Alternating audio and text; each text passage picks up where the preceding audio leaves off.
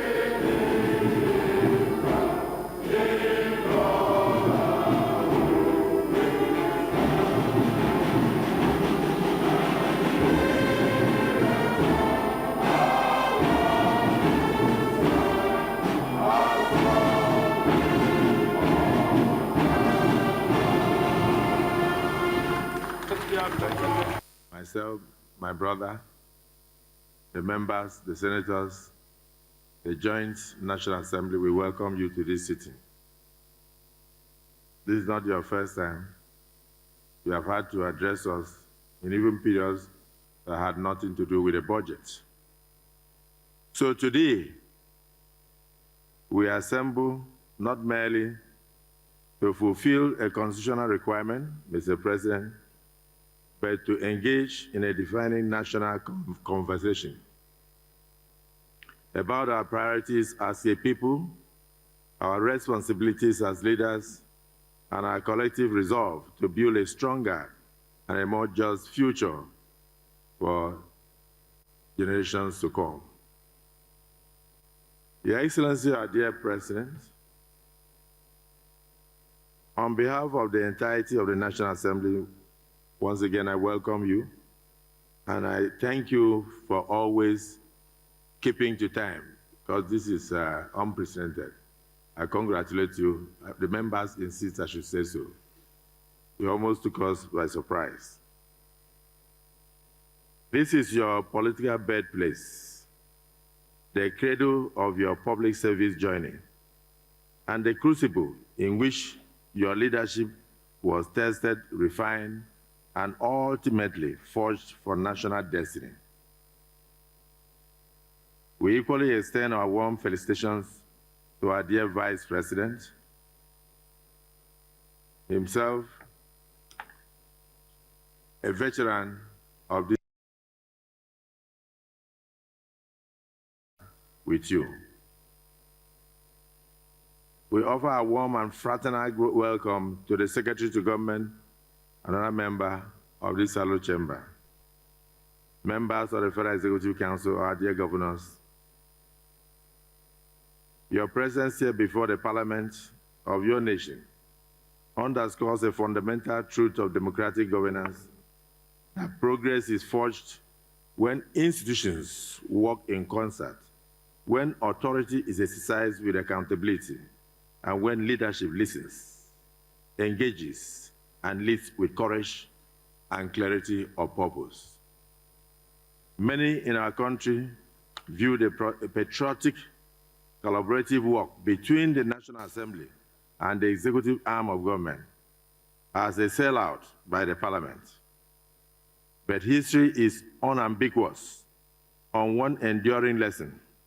Nations advance when the executive and the legislature work in concert, and they falter when the two become locked in hostilities.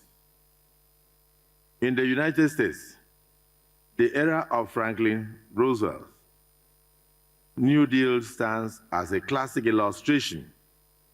Faced with the Great Depression,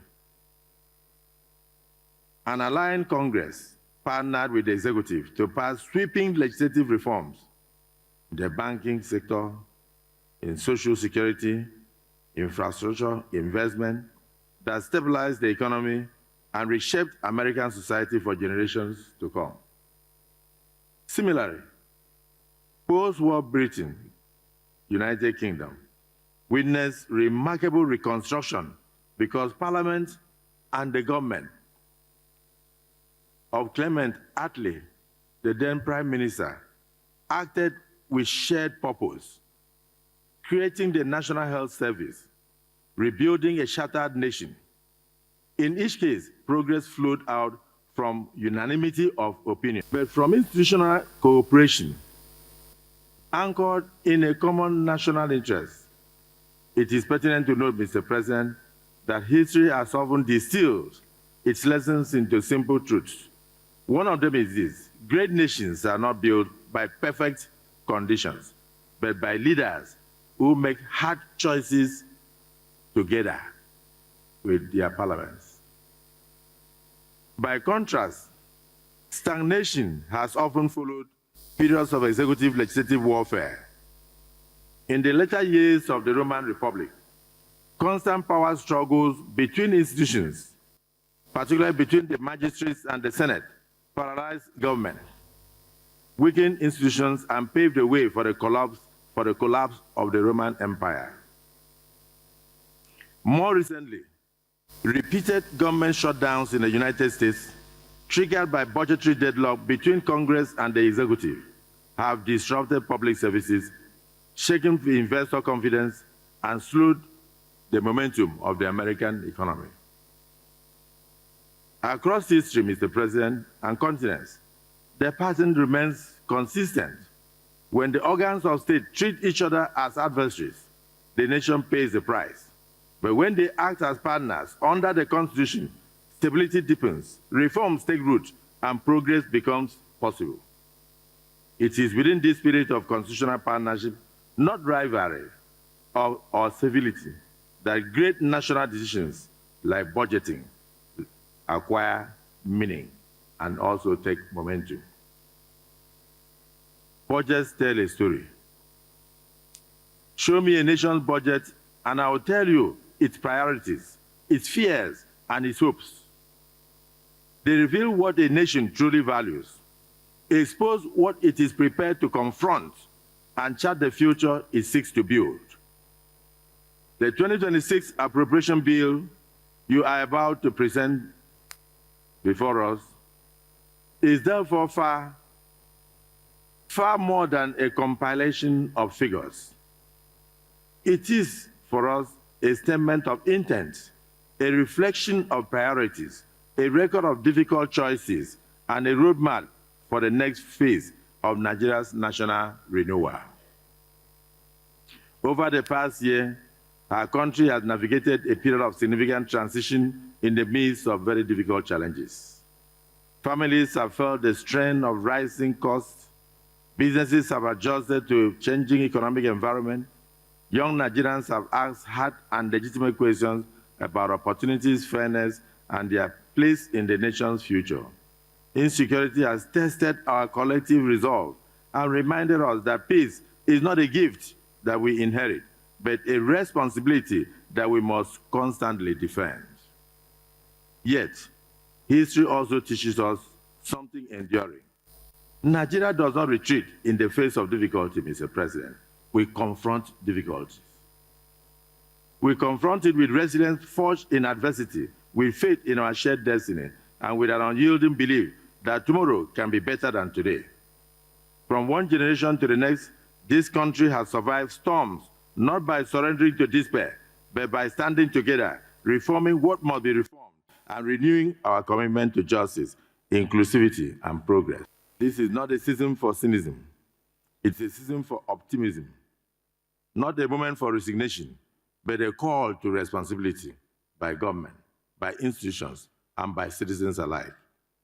Every challenge before us is also an invitation to build a more equitable economy, to secure our communities, to restore trust in public life, and to ensure that the promise of Nigeria is not postponed, but delivered today. The 2025 budget was introduced at a moment that demanded uncommon courage. It required confronting structural weaknesses long postponed, and it is important to place on record that the progress we are now witnessing under your administration, sir, has been achieved despite persistent skepticisms, relentless criticisms, and the loud objections of naysayers, and traducers who doubted both the necessity and the result of these reforms. These were difficult decisions, yet necessary ones, and they reflect a leadership willing to choose a long-term national interest over short-term benefits and comforts. As a result, we are now witnesses to measurable gains. Government revenues are improving. Public finance is being managed with greater discipline and transparency. Strategic investments in infrastructure, energy, agriculture, name them, human capital, are laying a firmer foundation for sustainable growth in our dear country. Nigeria is regaining confidence within its borders and in the eyes of the international community. Over the last 1 year, the 10th Senate, working in concert with the National Assembly, its brothers, has recorded one of the highest levels of legislative output in the history of our nation, passing record number of bills, including landmark legislations on security, economic reform, governance, judicial administration, electoral integrity, infrastructure development, and social protection. Some momentous outcomes of this legislative productivity are bills that have fundamentally reshaped Nigeria's reform architecture. The Senate, working with the House of Representatives, passed critical security sector legislations that strengthen coordination among security agencies, enhance intelligence sharing, and reinforce the legal framework for combating terrorism, banditry, and transnational crimes. Far-reaching economic and fiscal reforms. Those bills provided statutory backing for subsidy rationalization, public finance discipline, revenue mobilization, improved accountability in the management of national resources, landmark governance, and judicial sector legislation modernize court administrations, improve access to justice, reduce procedural delays, and strengthen the independence and efficiency of key democratic institutions. Electoral and political process reforms are also being looked into to deepen the transparency, safeguard electoral integrity, and reinforce public confidence in democratic outcomes. In addition, transformative infrastructure, energy, and social protection legislation laid the legal framework and foundation for accelerated capital inflow into our dear country. The power sector reform, housing delivery, targeted support for the vulnerables, collective decisions, not merely adding to the statute books, but translating reform and intent into enforceable policy, stabilized governance, providing the legal scaffolding upon which your government is recovering the long-lost trust that Nigerians had for government. Prosperity is on the way under your renewed hope agenda, Mr. President. That is why the National Assembly remains committed to partnering with you, to working closely with you, to strengthen the legal and budgetary frameworks that support our security agencies, enhancing oversight to ensure accountability, and working in concert with the executive to confront the roots of insecurity with clarity, firmness, and compassion. Nation building is not the work of one man or one institution. It is a collective endeavor that requires patience, sacrifice, and unity of purpose. I enjoin all Nigerians that they should continue to support the patriotic efforts of your administration. Also, I assure Nigerians that the devil you see today, you shall soon see them no more. We must continue to save with heart and might and represent them with all our strengths. Let us pause here and congratulate our President, President Bola Ahmed Tinubu. One, for your prompt response to the call to defend democracy in our neighboring state of Benin Republic. You responded to that call, Mr. President, and that country is at peace. Congratulations. You made every Nigerian and every Democrat in the world proud. When freedom is threatened anywhere, freedom is at risk everywhere. So, Mr. President, the path of reform is rarely comfortable, but it is the only path that leads forward. Be encouraged. The National Assembly stands ready to work with you. We are working with you to strengthen the works that you are doing, to refine what must change, and to ensure that every naira appropriated serves the people who earn it. Many of us from agrarian societies know the story of the baobab tree. No single man plants it for himself, and no single generation enjoys its full shade. It is planted by those who may never sit beneath it, for it takes decades, sometimes centuries, to reach maturity. Yet it is planted all the same by patriots, because posterity will one day share and shed the shelter. The planters ensure and endure the labor. Those who come after enjoy the comfort, but the village prospers because everyone agrees to protect it and to water the tree. That is the spirit of the renewed hope agenda. That is the meaning, the demands of budgeting. It is not about the applause of today, but the shade of tomorrow. Not about our labor, but who will benefit. It is only when leadership and institutions act together as planters, not spectators, that the tree of national prosperity can truly grow. We welcome you, Mr. President. To fellow Nigerians, our national story has never been one of perfection. It has always been a story of perseverance, a people who debate passionately and boldly. Let me say, Mr. President, that the National Assembly is ready for you. We are ready to receive the 2026 budget. We share in all the pains you have gone through in the last 1 year, and we also share in the joys and applause of the reform agenda of your administration. Only one concern, Mr. President. As we direct the security agencies to withdraw policemen from critical areas, some of the National Assembly members said I should let you know that they may not be able to go home today because they may be picking up. So on that note, we plead with the President for a review of the decision. May God bless you. May God bless the Federal Republic of Nigeria. And may God bless our National Assembly.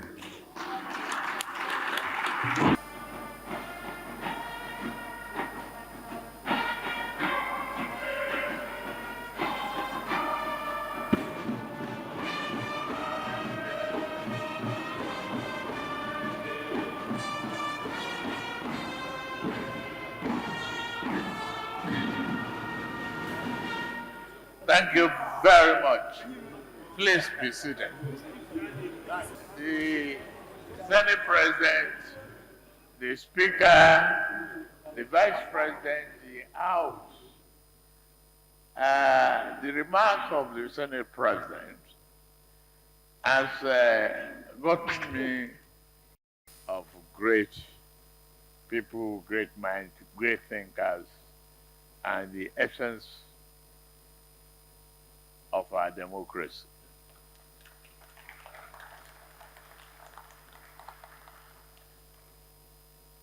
Members of the cabinet that are here, Your Excellencies, the governors, past and present, members of this honorable hallowed chamber, by presenting the 2026 appropriation bill to this esteemed joint session of the National Assembly for your consideration. Before I go any further, let me be upfront with you. This is a reset, a very hard one.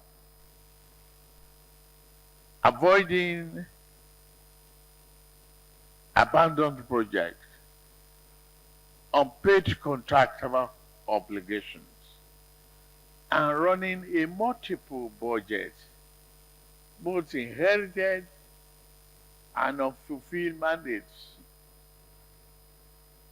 It's a problem staring the nation. So we are terminating the habit of running 3 budgets on one inflow. By March 31st, 2026, all capital liabilities from previous years will be fully funded and closed. From April, Nigeria operates on a single budget backed by a single revenue cycle. No overlaps, no excuses, no rollovers culture. This budget presents a defining moment in our national journey of reform and transformation. Over the last 2.5 years, my government has methodically confronted long-standing structural weaknesses, rebuilt confidence, and lay a durable foundation. Though necessary, the reforms have not been painless.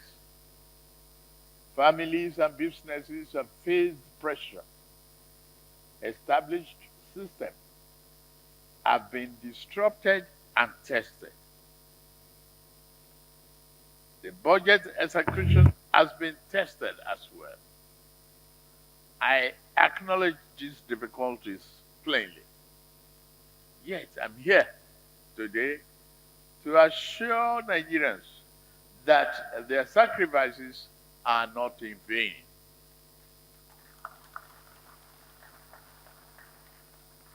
We are already out of that dark tunnel of uncertainty, economic volatility, and lack of inclusiveness. Economy, I'm proud, has turned the corner. Though the path of reform is seldom smooth, but it is the surest route to lasting stability and shared prosperity.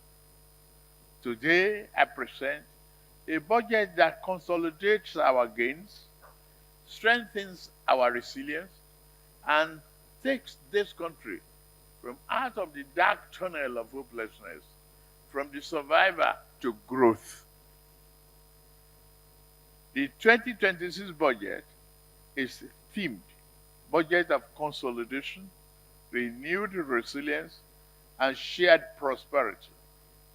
It reflects our determination to lock in macroeconomic stability, deepen competitiveness, and ensure that growth translates into decent jobs, rising incomes, and a better quality of life across every corner of Nigeria and for every Nigerian. Mr. Chairman, the leadership of the National Assembly, while the global outlook continues to improve, this budget aims to further strengthen our Nigerian economy to benefit all our citizens. I am encouraged that our reform efforts are already yielding measurable results. One, our economy grew by 3.98% in the third quarter of year 2025, up from 3.86% in the third quarter of year 2024, year in, year out. Inflation has moderated for 8 consecutive months, with headline inflation declining to 14.45% in March 2025, with stabilizing food and energy prices, tighter monetary conditions, improving supply responses. We expect the deflationary trend to persist over the year 2026 horizon, barring major supply shocks. Item 3. Oil production has improved, supported by enhanced security, technology development, and sector reforms. 4. Non-oil revenues have expanded significantly through better tax administration. Thank you for passing the tax bill. Investor confidence is returning, reflected in capital inflow, renewed project financing, and strong private sector participation. Our external reserve rose to a 7-year high of about $47 billion as of last month. That provides over 10 months of import cover and a more substantial buffer against shocks. These outcomes are not accidental or luck. They are the consequence of our difficult policy choices. Our next objective is to deepen our gains in the pursuit of enduring and inclusive prosperity. Mr. Chairman, distinguished members, our 2025 budget implementation faced the reality of a transition and competing execution demands. As of the third quarter, 18.6 trillion naira in revenue, representing 61% of our target. That's poor. And 24.66 trillion naira in expenditure, representing 60% of our target. Following the extension of the 2024 capital budget execution, the December 2025, a total of 2.23 trillion naira was released for implementation of the 2024 project as of June 2025. While physical challenges persisted, the government met its key obligations. All key obligations are met. However, only 3.10 trillion naira about 17% of 2025 capital budget was released as of the third quarter, reflecting the emphasis on completing priority projects. All the 2024 capital projects during the transition period. Let me be clear. 2026 will be a year of stronger discipline in budget execution. I have issued directives to the Honorable Minister of Finance and Coordinating Minister of the Economy, the Honorable Minister of Budget and Economic Planning, the Accountant General of the Federation, and the Director General of the Budget Office of the Federation to ensure that the 2026 budget is implemented strictly in line with appropriated details and timelines.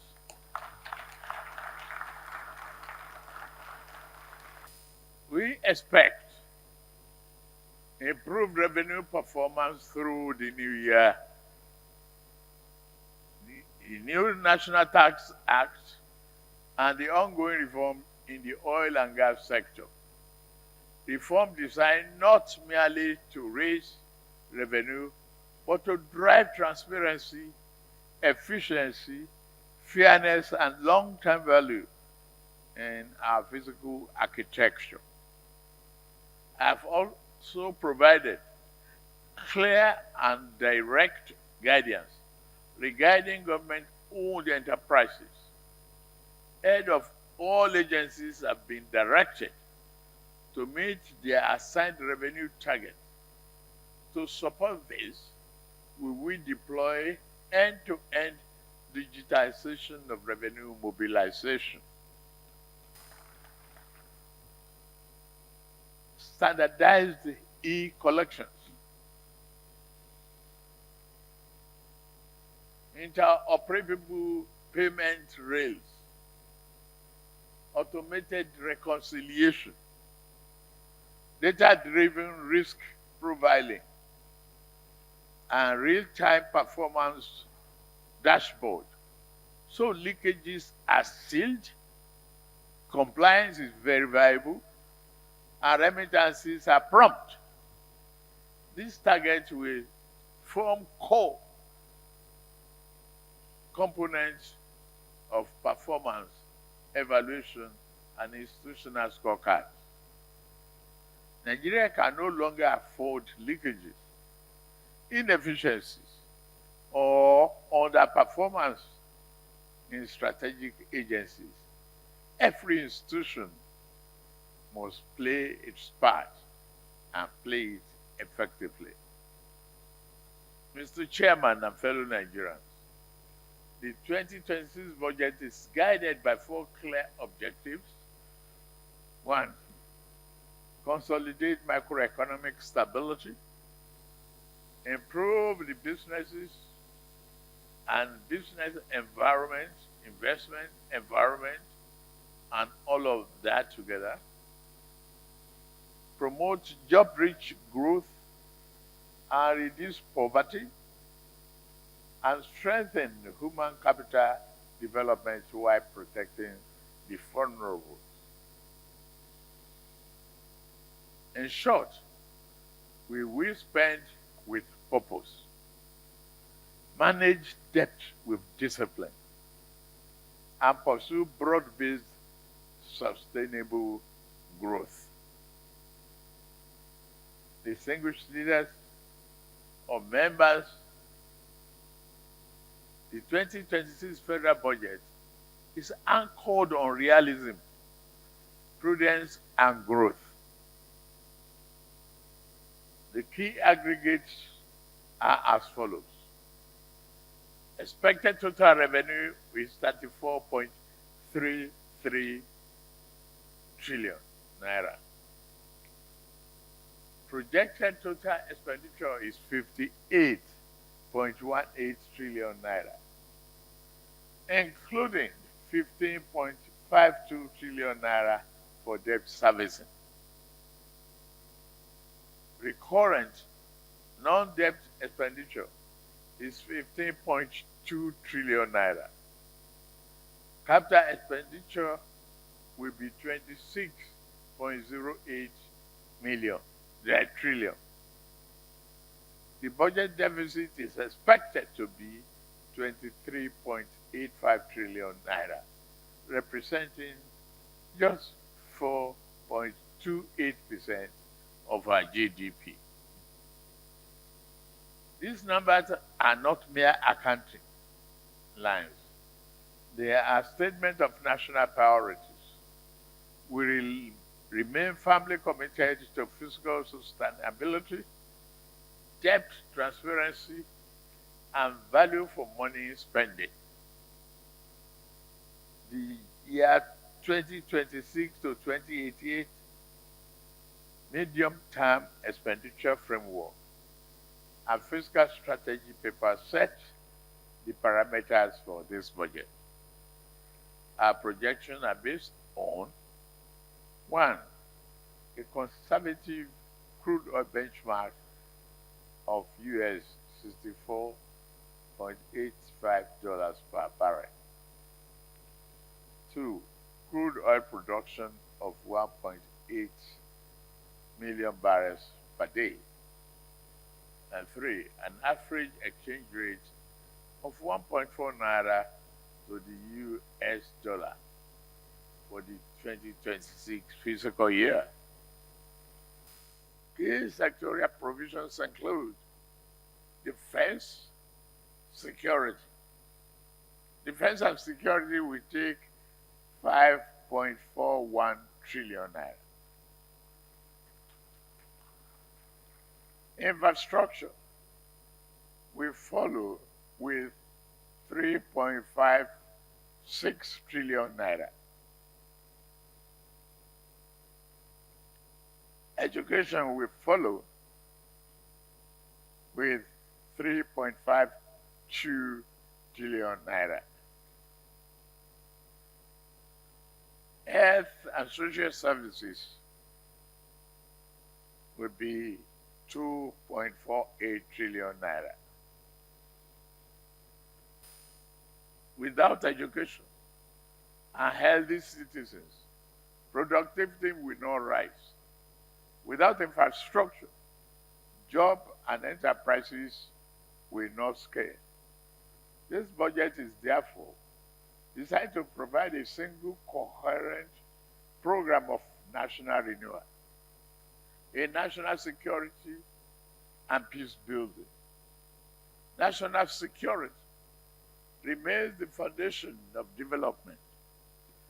The 2026 budget strengthens support for modernization of armed forces, intelligence-driven pricing and joint operations, border security, and technology-enabled surveillance and community-based peace building and conflict prevention.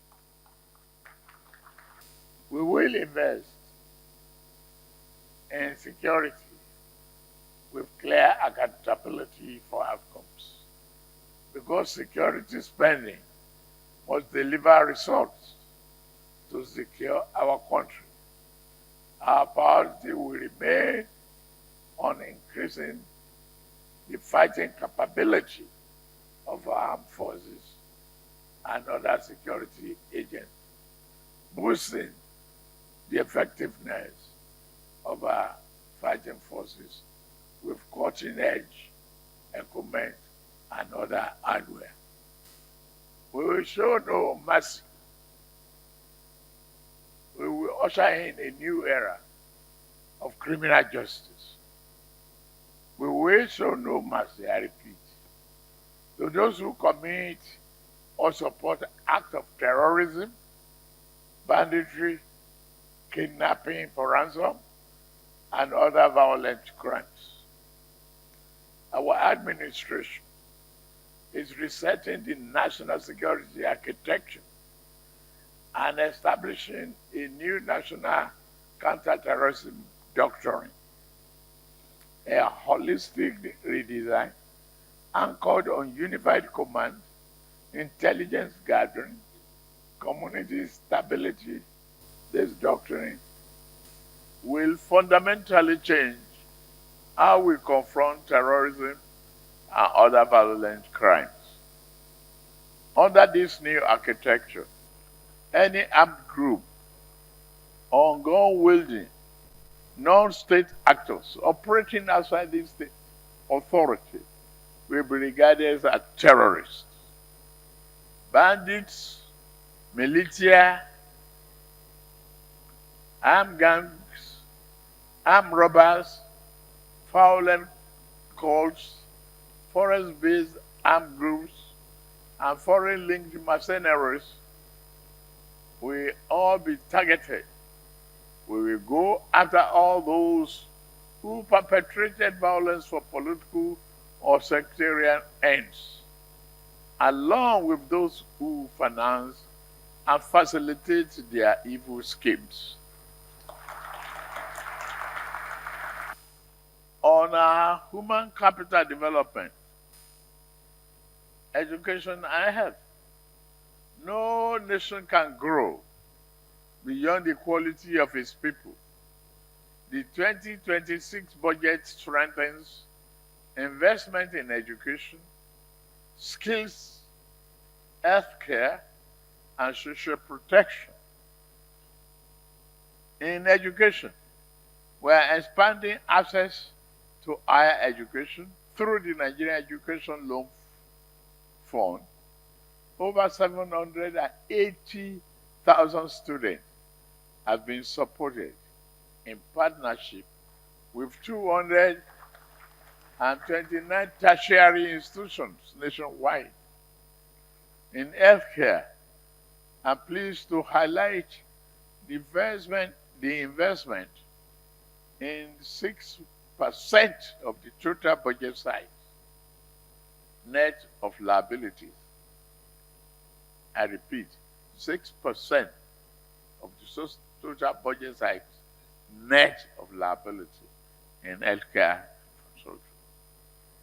We also appreciate the support of international partners, recent high-level engagement with the government of the United States. It has opened the door to a $500 million US dollars for health intervention across Nigeria. We welcome this partnership and assure Nigerians that these resources will be deployed transparently and effectively. The economy and productivity. Across the nation, projects of all shapes and sizes are moving from vision to reality. Go around. You will see it yourself. These include transport and energy infrastructure, port modernization, agricultural reform, and strategic investment to unlock private capital. We will take decisive steps to strengthen agricultural markets. Food security shall remain a national priority. The 2026 budget focuses on input financing and mechanization, irrigation and climate resilient agriculture, storage and processing, and agro-value chain. This measure will reduce post-harvest losses, improve incomes for small-scale holders, deepen our skill, deepen agro-industrialization, and build a more resilient, diversified economy. In year 2026, the Bank of Agriculture plans to plant confidence back into our soil.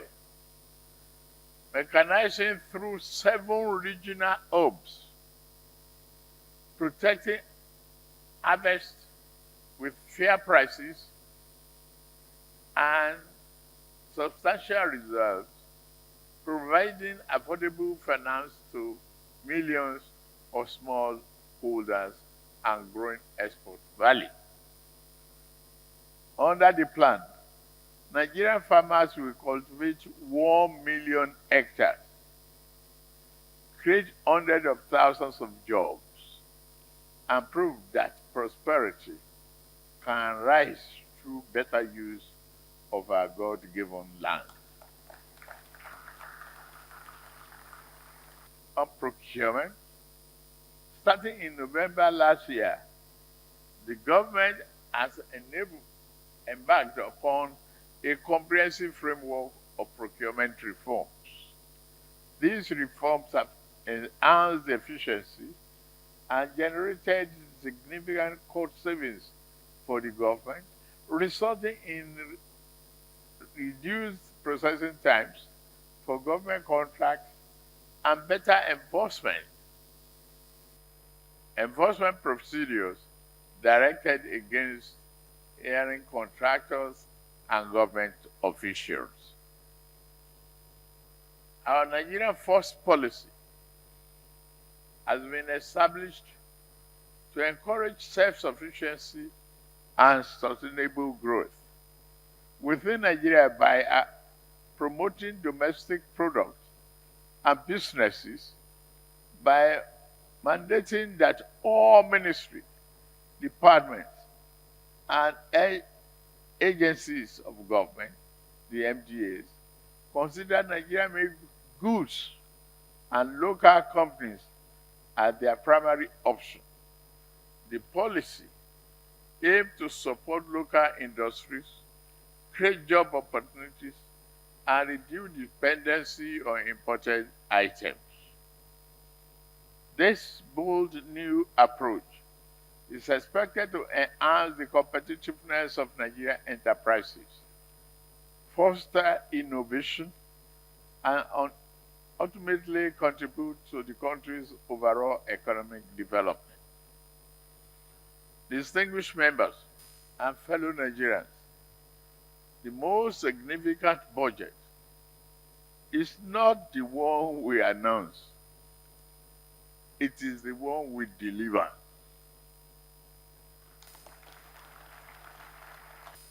Therefore, 2026 will be guided by three practical commitments: better revenue mobilization through efficiency, transparency, and compliance; better spending by prioritizing projects that can be completed, measured, and felt by the citizens;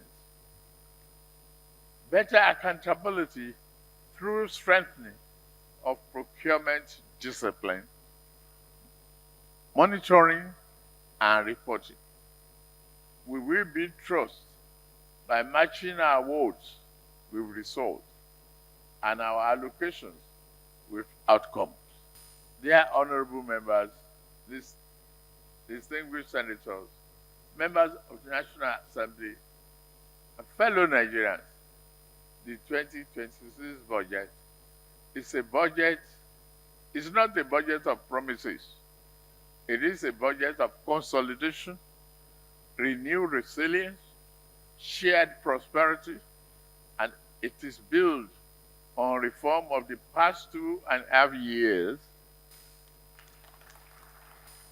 It addresses the emerging challenges and sets a clear path towards a more secure, more competitive, more equitable, and more hopeful Nigeria. I commend the people of this country for their understanding, resilience, and my administration remains committed to easing the burdens of the transition to a more stable, prosperous nation.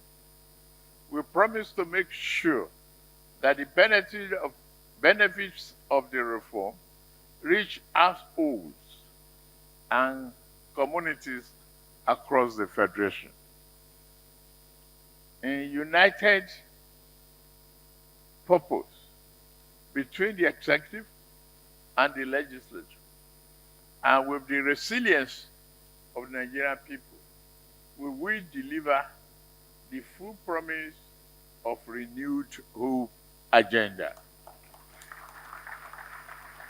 It is therefore my great pleasure that I lay before this distinguished joint session of the National Assembly the 2026 Appropriation Bill of the Federal Republic of Nigeria, titled Budget of Consolidation, Renewed Resilience, and Shared Prosperity. I seek your partnership in charting the nation's fiscal course for the coming year. May God bless you all, bless the Federal Republic of Nigeria, keep our armed forces safe, and thank you very much.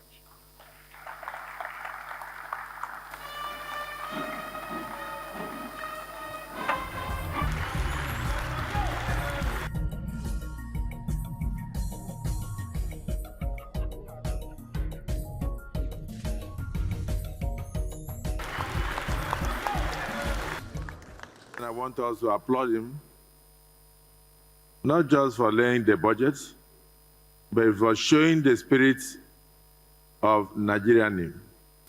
At this point, I want to invite my brother, the Right Honorable Speaker, Tajuddin Abbas, to thank the President and thank the visitors and all of us. The Clerk of the Senate, Clerk of the House of Representatives, members of the media, invited guests, distinguished gentlemen, ladies and gentlemen.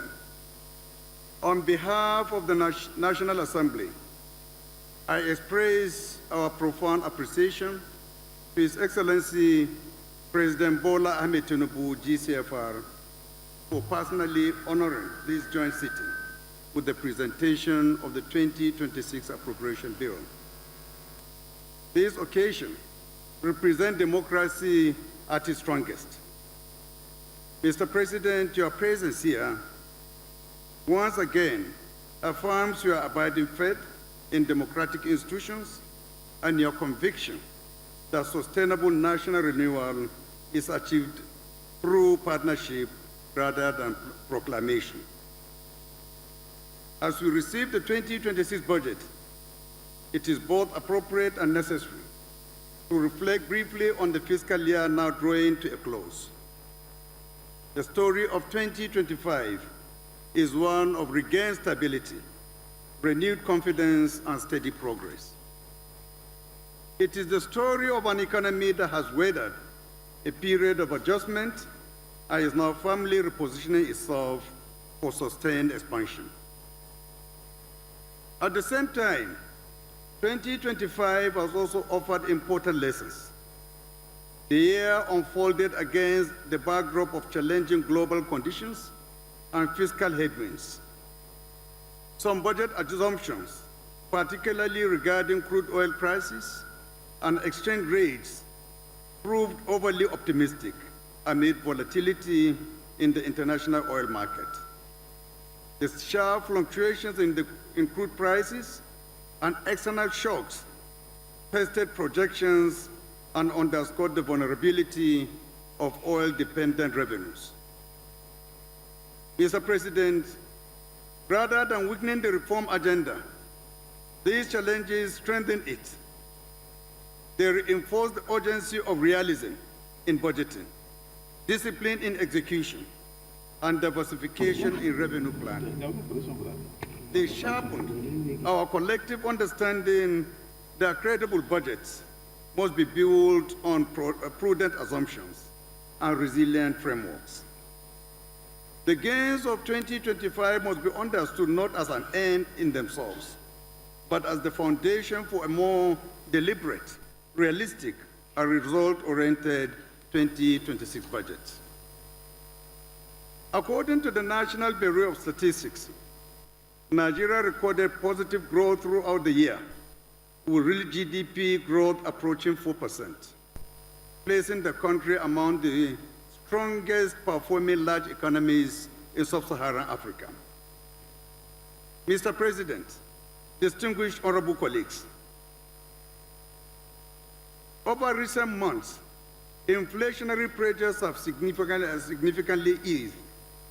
Following the rebasing of the consumer price index, headline inflation has trended downwards, while food inflation has decreased due to improved agricultural output, targeted interventions, and more stable supply chains.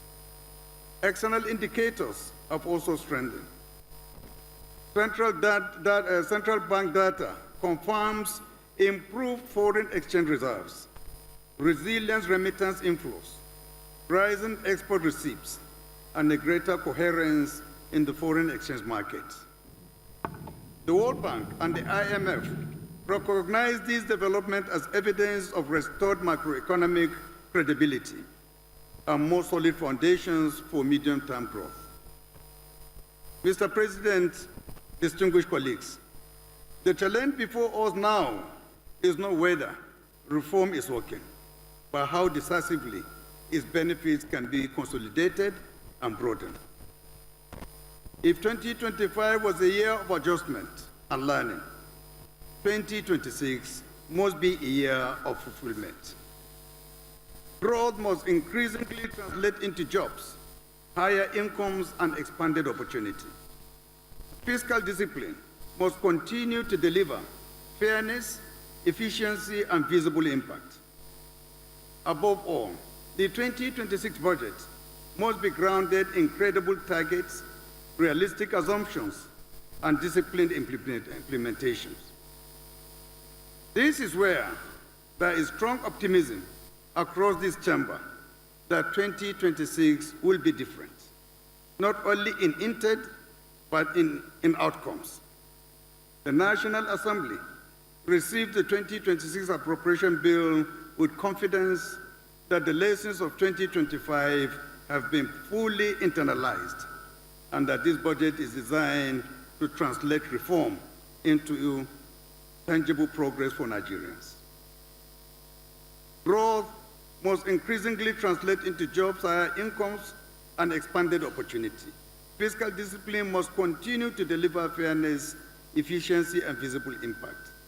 And national policy must remain firmly anchored in coherence, predictability, and institutional order.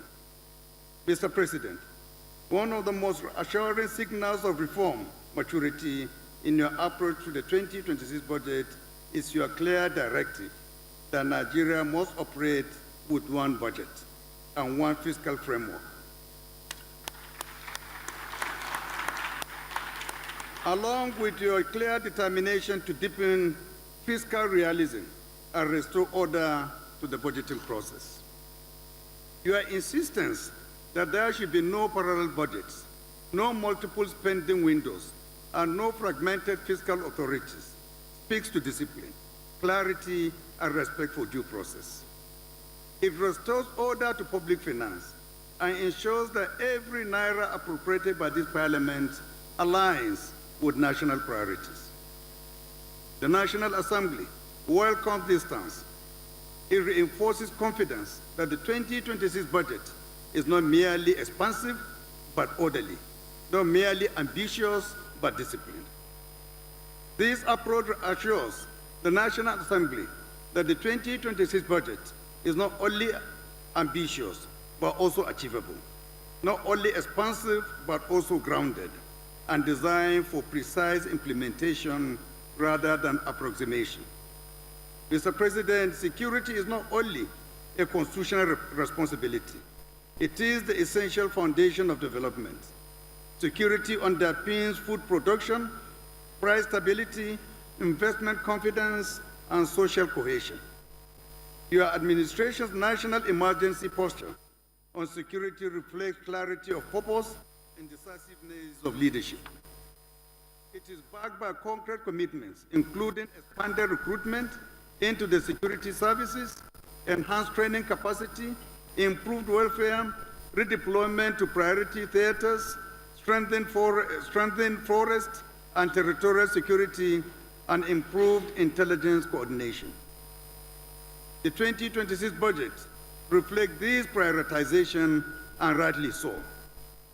When properly funded, well coordinated, and transparently implemented, security expenditure is not just a cost, it is an investment in economic growth and development. For this reason, security deserves prominent and sustained attention in the 2026 budget and beyond. The National is firmly committed to ensuring that resources allocated to security translate lasting improvements in safety across the Federation. Members of the National Assembly serve as the primary ambassadors of the Renewed Hope Agenda. By anchoring a renewed hope agenda in the National Assembly, the agenda becomes a shared national mission, owned, communicated, and defended by the people's representatives across the Federation. Mr. President, distinguished colleagues, the 2026 fiscal year is also significant for implementation of new tax laws. These reforms represent a major step in state building. They broaden the tax base, enhance equity, simplify compliance, reduce leakages, and strengthen non-oil revenues. With these reforms, the 2026 budget is anchored in sustainable revenue rather than deferred obligations. It finances progress responsibly. A fair and efficient tax system underpins security funding, sustains social services, and guarantees the timely delivery of constituency projects. On behalf of the National Assembly, I offer this assurance. We will consider the 2026 appropriation bill with urgency, diligence, and patriotism. We will support reform that strengthen the national interest, scrutinize spending to ensure accountability, and insist that every naira budgeted by Mr. President delivers value to the Nigerian people. To Nigerians watching, the message of this budget is clear. Stability has been restored, confidence has been rebuilt, fiscal order has been strengthened, and the foundations for shared prosperity are firmly in place. In closing, I thank His Excellency President Bola Ahmed Tinubu GCFR for his leadership, foresight, and abiding trust in democratic institutions.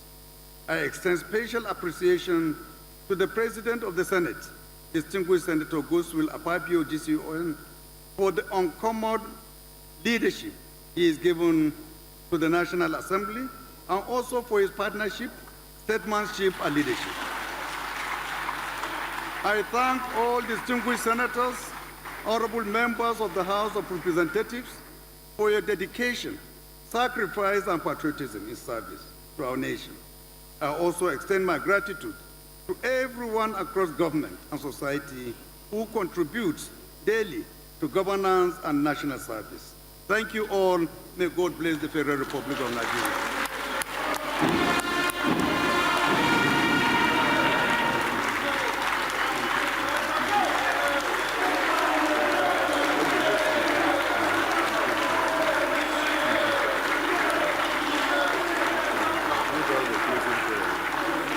We have done both the closing and the national anthem.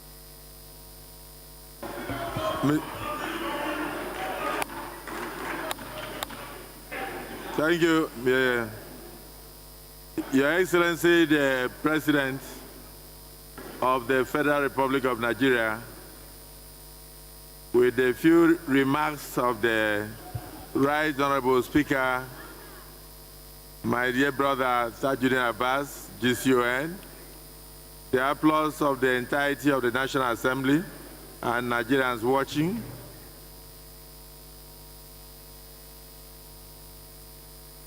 I want to state that all members and invited guests must remain seated immediately after the national anthem to enable the President to walk out without shuffling. And then we will do the needful. You will be escorted by two of our principal officers, Deputy Senate President and Deputy Speaker, and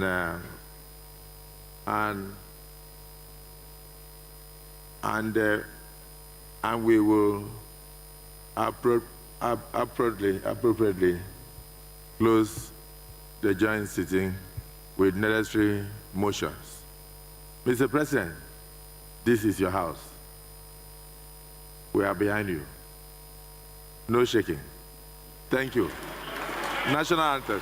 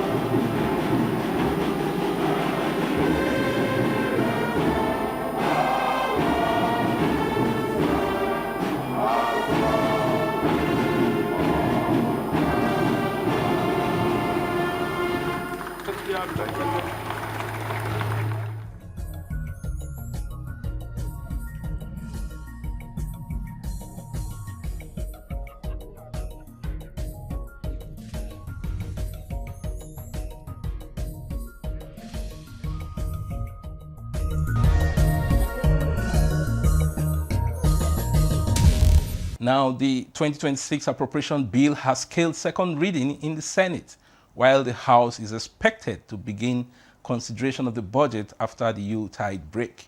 Meanwhile, some lawmakers gave their impression on the estimates presented by the president.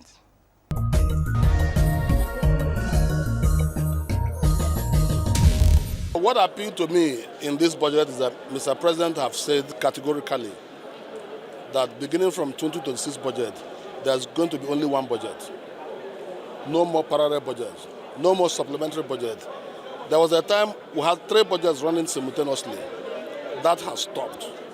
Mr. President said that 2024 capital, 2025 capital shall be implemented on or before the end of March 2026. And that is about the same time the 2026 budget will take effect. So what that means is that we are going to have only one budget. And Mr. President said he's not going to give in to talking this time around. He said it's not about what you present, but it's about what you deliver. So we want him to deliver as promised. This is a budget of consolidation, a budget of renewed resilience, and a budget of shared prosperity. To me, all that we have been doing since 2024, this appears to me the best, because this budget has been tailored according to what is implementable. It's not about coming to present a very bogus budget that will not be implementable. So this budget is tailored towards implementation. And I believe that before the end of March next year, we are going to call for budget oversight to see what has happened to the remaining of 2024 and the capital of 2025 before we even talk about passing the budget. So we still have a lot of work to do. And I believe, Mr. President, because he has touched key sectorial areas: security and defense, human capital development, health sector, education, and works and infrastructure. These are the key major areas in terms of capital budget allocation. But I believe that not just voting money for security, that is the issue. The issue is that will the money be used properly? Because the era of just mere intelligence is gone. Today, you must back intelligence with technology. If you don't have drones, if you don't have proper technology, then how can you combat insecurity? Intelligence is there, but intelligence alone cannot combat insecurity. So, technology, technology, technology. We could see that there is a great hope into the budget, because And we are now, the whole controversy about the 2024-2025 pending implementation on the budget, and then now the 2026 budget. But he has clarified that at least by April next year, we are going to operate on a single budget. That is a great improvement. And secondly, I could see from the budget that it is a sort of gender-sensitive budget, which gives us more hope that even the special seat we are clamoring for is a positive development if you relate it to the budget. And again, one of the things that is most something of concern to everybody in Nigeria is the issue of insecurity, which he has addressed it explicitly, and we are hoping that things are going to improve very soon. For me, this particular budget is quite ambitious, expectedly so, given the population of Nigeria. I think we should have even something more than this as our budget. So it's actually an ambitious budget. But for me, I'm looking at the revenue side of the budget. If you try to look at what happened in 2025, we had a deficit of about 30 trillion, because the projection for revenue was 40 trillion, about that. By the end of the day, we collected about 10 trillion. So it means we had a deficit of about 30 trillion. So in that connection, if you also put into consideration the fact that we are yet to begin full implementation of the 2025 budget, it means we have a lot of revenue drive in 2026 to make. And what are the possibilities of getting this revenue aside borrowings? I'm looking at the fact that we have more oil rigs coming up. Our rig count has increased, so that can actually help to give us more revenue to fund the budget. Then, of course, the expected tax bill, which is to widen the tax net to have more persons, contribute to taxes. I think that will also be another positive aspect to get revenue to drive to fund the budget. In overall, I think it's quite ambitious, and I hope that those who manage our money should be very prudent this time around, so we can get the right revenue, so Nigerians can have the right value for money and dividend of democracy. Well, the first thing is the alignment of the three budgets that we currently have, which is very paramount to the nation entirely. We cannot be operating three different budgets under one revenue source. So the budgets have to be a single budget operation, so that we'll have focus and the executive can be able to concentrate on those critical areas that need immediate attention. So that is my first take on the budget, and the amount being proposed for capital project is around 305 trillion for capital projects. If this huge amount of money will put into critical infrastructure, definitely we'll see changes in Nigeria, and a lot of things will come to pass. But our prayers is for the executive to be able to go by the budget, to be able to adhere to the provisions of the budget in terms of implementation as Parliament. That is our prayers. In fact, Mr. President has presented the budget of 2026, and what interested me is on the issue of security, health, and agriculture. No nation that can have any development when the nation is having insecurity. So he emphasized, and I like that portion. Secondly, every nation that has a development, it must go with educational. And I believe this will help Nigerians to partake in the budget of 2026, as well as agriculture, to provide food security to the entire nation. Therefore, I concur with the presentation of budget of 2026 by Mr. President. And secondly, we, as he said, we urge Mr. President to implement this decision, this budget, effectively. If the executive can implement the budget efficient and effectively, Nigerians will benefit from this important budget. Looking at the budget presented by Mr. President, apart from the quantum, the key areas that actually looked out for were the area of security, education, and infrastructure. These are the key areas I personally actually look at. And when you look at the amount of money put into these areas, I think about 5.4 trillion was actually put into security, 3.6 put into infrastructure, and another 3.2 put into education. That shows the government is aware of the security challenges we have in the country and is ready to tackle it. And in the area of the education, there is no way a country can develop without proper funding of the educational system. And we know we have a lot of infrastructure deficits. And if the president is also putting over 3.5 trillion naira in the area of infrastructure, that means also aware of this area of deficit in the infrastructure, because you cannot develop without good roads.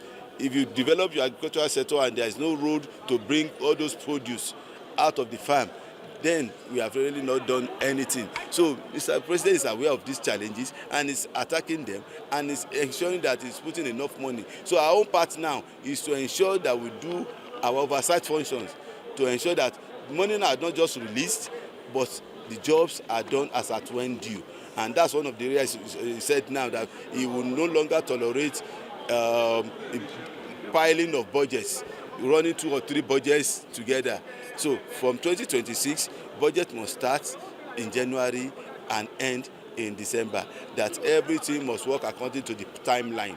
So it's just, he has done his own part. It's now for us as National Assembly members to ensure that we follow all MDAs, to ensure that if you are supposed to do a job in January, it must be done in January, especially when it comes to agriculture.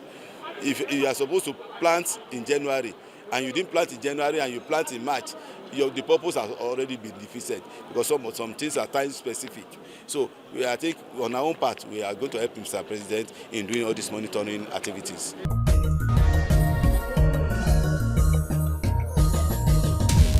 Moving on, the management of the Niger Delta Development Commission has defended its 2025 budget before the National Assembly, with lawmakers asking critical questions over plans to boost development in the region.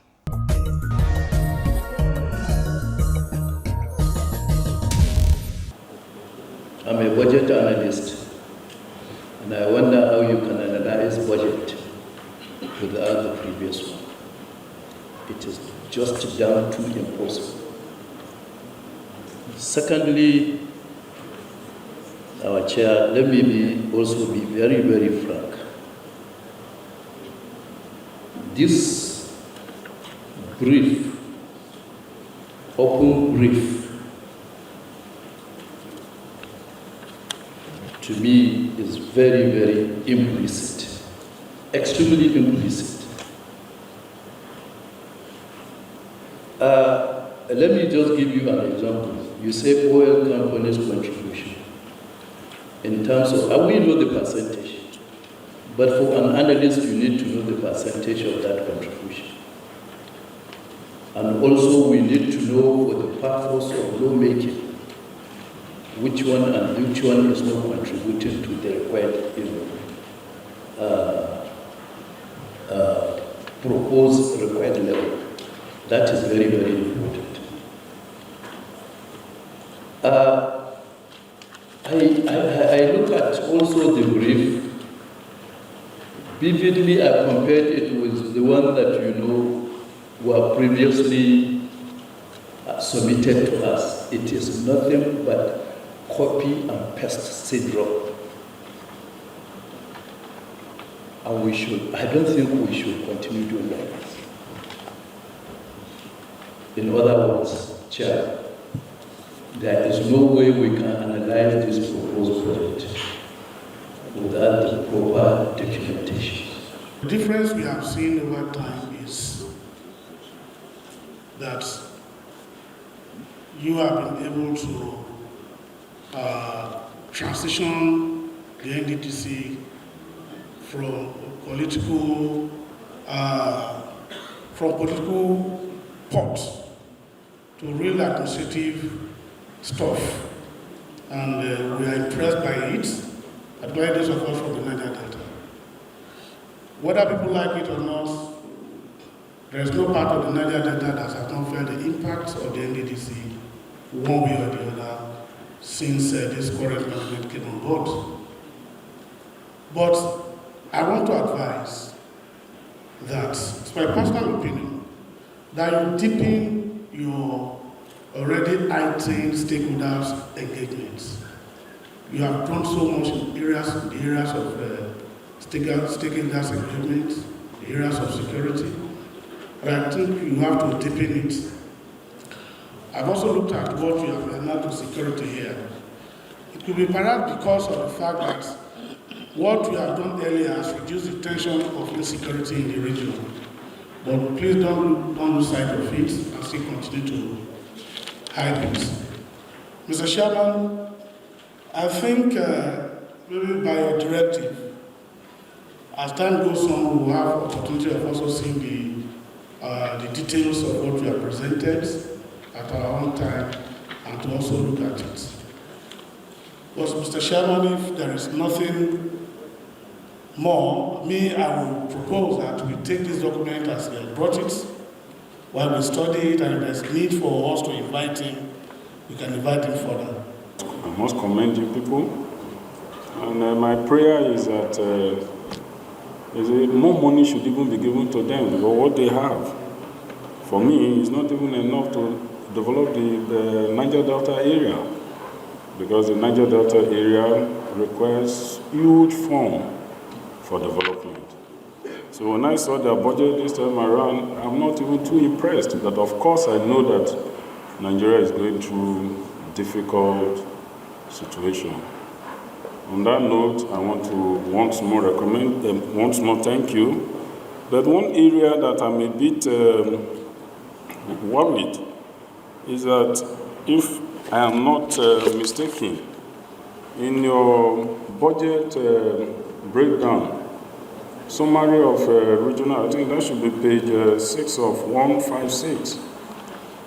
If you look at the grand total, 2% of the budget is missing, where I'm talking about money not being enough. If you look at the breakdown, the grand total is 98%. Where is the other 2%? So I don't know whether there's any explanation to that. In fact, it is my duty that more money should be added. But here I am seeing 98%. So where did the 2% go to? Can someone explain to me? If it would have been 100 and something percent, I would have been more glad. But when the money is not enough and 2% is missing, it's a problem to me. Can you please give further light on that? Thank you. Just like as the Honourable Member said, we need more money. We cannot also reduce the money that we need to develop the Niger Delta. Then on the issue of the deepening stakeholders' engagement, I think we will definitely deepen stakeholders' engagement in different aspects, both in the area of youth, women, and also even entrepreneurs in the region. We have carried out such engagements in the past, but for the Honourable Member to say we should deepen it, it is also well taken. We are going to carry out other engagements. One, to also enlighten the region on the projects and the activities of NDDC and the government of President Bola Ahmed Tinubu. One, we are also trying to do that by also engaging media houses, using the electronic media and also the social media for people to know what we are really doing and also engaging them in what we are doing. Just like we did the Partners for Sustainable Development. Those of you who were there present, you could see that at least people from different strata participated in that process. So we'll continue doing such. I just want to say thank you for also advising us. There's nothing that it is not enough for anybody to actually engage the people. If it means talking every day, you must talk every day and also carry them along in your activities. Then on the issue of the IOC's contribution that was not reflected on the document there, we assume that, the IOC's contribution is already a thing of law. which the Act says 3% of their annual budget. So as much as it is already there in the Act, we just thought maybe if we say IOC contribution, everybody understands the percentage the IOCs are supposed to contribute. So, but just for the purpose of emphasis, it is 3% of their annual budget that they are supposed to use as contribution to the NDDC. So 3% of their annual budget. But I think any other detail can also be supplied. But that was just for that as a summary. But the details is 3% of the annual budget. I think these are the few issues that were raised, and the honourable member that talked about the non-Niger Delta state members.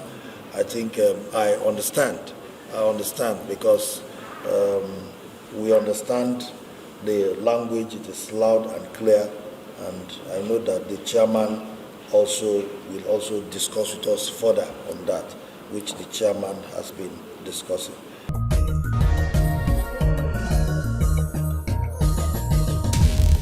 And that's the size of the package today. We thank you for watching. Do join us again for another episode of the program. I am Mitaire Ikben. See you next time.